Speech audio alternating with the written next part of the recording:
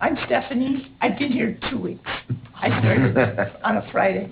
And I'm delighted to be at St. Thomas and be part of Julie's team. And 3 things really resonate that we've talked about.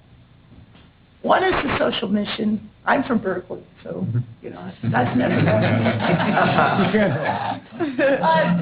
second is we had a leadership discussion, and I brought up rigor and relevance, and I'll get to why I'm so committed to that. And I really do think about how detached business research has come from business problems. So that's something I'm hoping to work on here. And the third is bringing entrepreneurship across campus, bringing it to the musicians, to the anthropologists, to everybody to think about how they can create things. So I want to talk about, I think, I had 3 things. Yeah, 3 things, okay. One is my research, which I'll take quite a while to explain. Second is my experience in Michigan, and third is I served on the AACSB board, which is reminded me that, education is at risk. Okay, so first my research. It's this. I spent almost 10 years looking at how the display industry transformed from CRTs to flat. And it was a fight. The CRT guys were like, this is how you look at stuff. And that's it.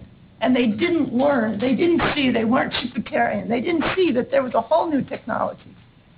And then the firms in the U.S. didn't see that the knowledge to develop these things came from around the world. So what I would add to the discussion here is a global perspective. That all the ideas we have to create and bring new technologies and inventions to the market doesn't exist in the United States. And that's sort of foundational.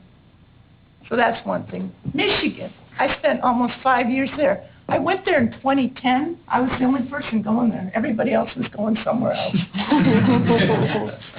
And it was interesting. We had these huge organizations called the auto companies that had really, created the framework for Michigan economy since the 20s, right? Almost 100 years.